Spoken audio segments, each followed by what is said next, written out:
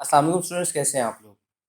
Students, आज के इस वीडियो में हम लोग बात करेंगे नेस्टेड इफ के फंक्शन पर। लास्ट वीडियो में हमने बात की थी सिंपल इफ के फंक्शन पे कि किस तरह से वो काम करता है और क्या उसका आउटकम आता है। सिंपल इफ में हमने देखा था कि हमारा अगर तो एक या दो आर्गुमेंट हो तो उस पर हम लोग उसको उस फॉर्मूला को लगा सकते हैं, लेकिन अगर दो से ज़्यादा आर्गुमेंट्स हों तो हमें नेस्टेड इफ यानी कि मल्टीपल इफ फंक्शंस को यूज़ करना पड़ता है। तो ये किस तरह से होता है, इसको एक एग्जांपल के साथ देखते हैं। जैसे कि यहाँ पर मैंने लिखा हुआ है कि कुछ ग्रेड्स हैं और कुछ मार्क्स हैं, तो उसके अकॉर्डिंगली जो जो ग्रेड जो है वो मार्क्स के हिसाब से एलोकेट करने हैं। फॉर एग्जांपल, जैसे कि आप देख रहे हैं कि ग्रेटर देन 89 पे ए है, फ्रॉम 80 टू 89 पे बी है, फ्रॉम 70 टू 79 सी है और 60 टू 69 डी है।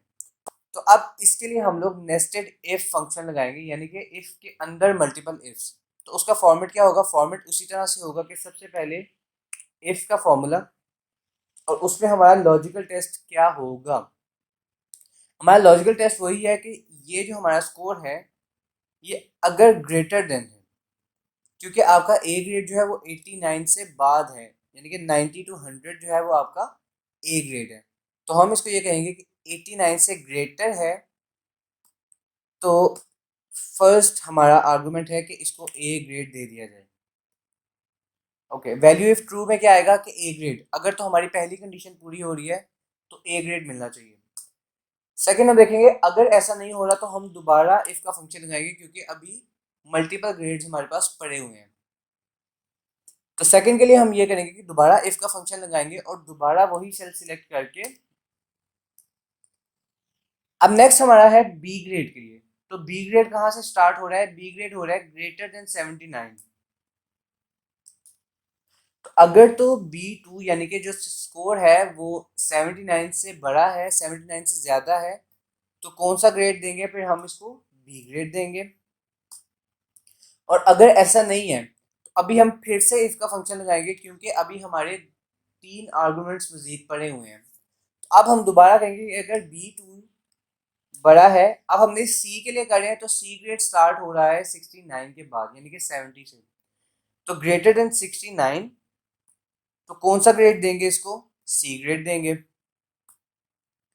इसी तरह हम लोग दोबारा से इफ का फंक्शन लगाएंगे, क्योंकि अभी हमारे दो आर्गुमेंट्स रहते हैं। तो अब हम कहेंगे कि अगर B2 यानी कि हमारा जो स्कोर है वो ग्रेटर है, क्योंकि अब हम डी के लिए बात कर रहे हैं, तो हम 59, क्योंकि जिसका स्कोर 60 है वो भी डी ग्रेड लेगा, तो हम 59 से ग्रेटर नंबर को देखेंगे और उसको ग्रेड हम दे देंगे डी। अब हमारे आर्गुमेंट्स पूरे हो गए हैं, सिर्फ लास्ट आर्गुमेंट रह गया और वो है एफ का।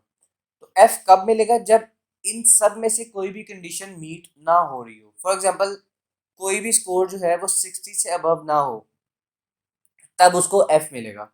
तो यहाँ पर सिंपल हम कोई कंडीशन उसको कहने के बजाय उसको बताया जाए कि अगर इनमें से कोई भी कंडीशन मीट नहीं हो रही तो एफ ग्रेड दे दो। और जैसे ही मैं एंटर प्रेस करूंगा उसने मुझे ग्रेड दे दिया। अब मैं इसको जैसे ही ड्रैग डाउन करूंगा तो सारे ग्रेड्स अकॉर्डिंगली जो हैं वो एलोकेट हो गए हैं।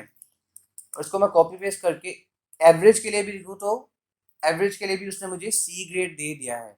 अब अगर आप उस टेबल के अकॉर्डिंगली देखें तो हर ग्रेड उसके मार्क्स के हिसाब से एलोकेट हुआ है। इसको मैं टेबल की शक्ल दे देता हूँ, तो ये कुछ इस तरह से हमारा एक प्रॉपर टेबल बन जाएगा। ओके, एक और एग्जांपल उसके लिए मैंने ली थी, वो ये थी कि अगर हम लोग कॉस्टिंग करना चाहें किसी चीज़ की, तो जब हमने कॉस्टिंग करनी होती है तो हमारे पास मल्टीपल, अब जैसे यहाँ पर हम लोग देख रहे हैं कि कॉस्ट पर गैलन उन्होंने दी हुई है। जैसे कि अगर हम लोग 1000 गैलन यूज़ करते हैं या 1000 गैलन की कॉस्ट देखते हैं, तो 1000 गैलन तक जो आपको पर गैलन की कॉस्ट पड़ेगी वो 51 रुपीज़ पर गैलन पड़ेगी। 1000 से ज़्यादा और 2500 तक, यानी कि 1000 टू 2500 तक जो पर गैलन की कॉस्ट है वो 45 रुपीज़ पर गैलन पड़ेगी।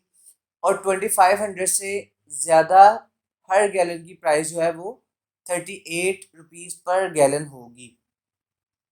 तो अगर इसके अकॉर्डिंगली हम लोग देखें तो हमारे पास यहाँ पर फॉर्मूला ये बनता है कि हम लोग इफ का फॉर्मूला लगाएंगे और सबसे पहला हमारा जो आर्गुमेंट है वो क्या है, वो हमने देखना है कि जो हमारे नंबर ऑफ गैलन्स कंज्यूम्ड हैं क्या वो 1000 से कम है या ज़्यादा है।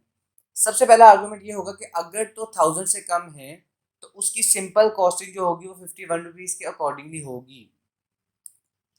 तो यहाँ पर हम इसको कह देते हैं कि अगर A6 यानी कि नंबर ऑफ गैलन्स लेस है 1000 से, तो हमारा आर्गुमेंट ये होगा कि सिंपली हम इस 51 को मल्टीप्लाई कर देंगे नंबर ऑफ गैलन्स के साथ।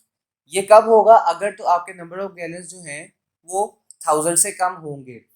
अगर ऐसा नहीं होता तो हम फिर से इफ का एक फंक्शन लगाएंगे और अब देखेंगे कि अगर आपके नंबर ऑफ गैलन्स जो हैं वो 1000 से ज़्यादा है लेकिन 2500 से कम है, यानी कि अगर तो उस रेंज में है,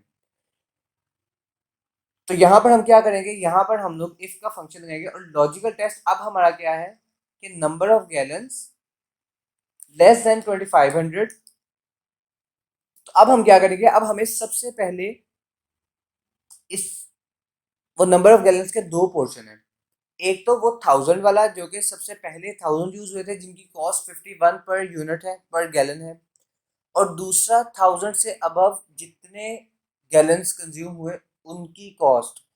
क्योंकि अगर सपोज करें हम 1500 गैलन्स यूज करते हैं तो पहले 1000 की कॉस्ट जो होगी वो 51 रुपीज़ के अकॉर्डिंग होगी और जो अगले 500 होंगे उनकी कॉस्ट 45 के अकॉर्डिंगली होगी।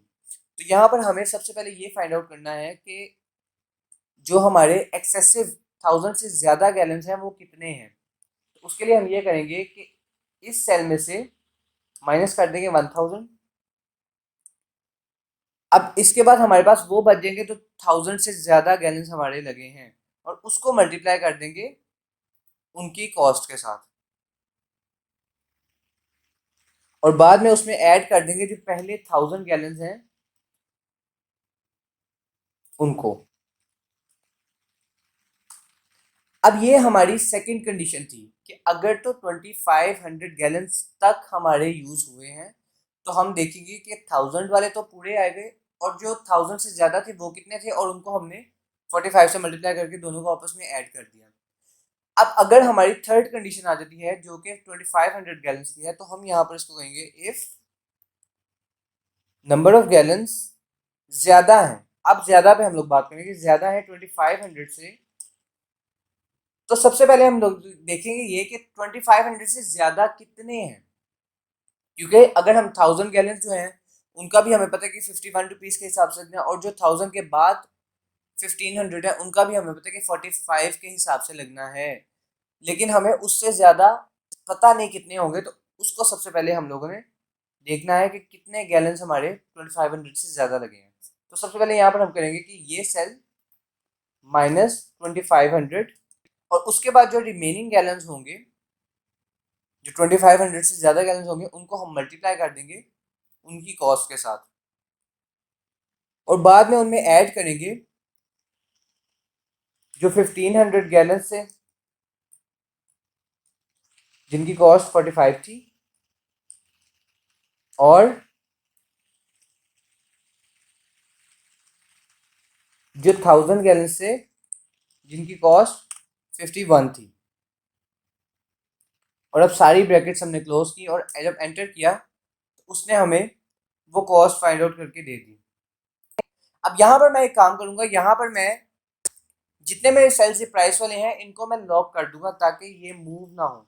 क्योंकि एक्सेल में जैसे ही हम लोग ड्रैग अप या ड्रैग डाउन या ड्रैग लेफ्ट राइट करते हैं तो सेल्स भी उसके साथ मूव होते हैं। तो इसलिए यहाँ पर मुझे प्राइस वाले सबके साथ लॉक करना होगा। लॉक हम करते हैं डॉलर साइन लगाकर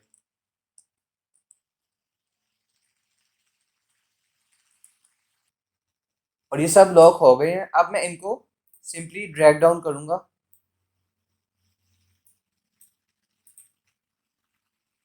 और आप देख सकते हैं कि जो कॉस्टिंग हुई है वो बिल्कुल अकॉर्डिंगली हुई है। इसकी हम एग्जांपल जो लेंगे वो इस नंबर से लेंगे जो 4500 है।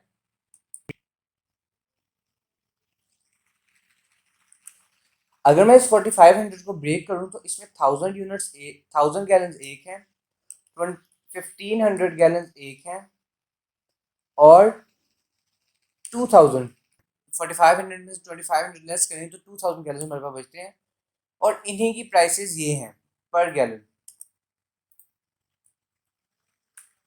जब मैं इनको मल्टीप्लाई करूंगा और इन सब का सम करूंगा तो आप देख सकते हैं कि ये वैल्यू और ये वैल्यू सेम है। तो कॉस्टिंग के लिए हम लोग ये फंक्शन यूज कर सकते हैं, और ग्रेडिंग के लिए भी, और मल्टीपल फंक्शंस के लिए हम लोग नेस्टेड इफ का यूज करते हैं। होपफुली आपको इस कॉन्सेप्ट की समझ आई होगी। अगर आपको समझ आई है तो लाइक करें, कमेंट करें, शेयर करें और सब्सक्राइब करें। Thank you so much for watching. Allah Hafiz.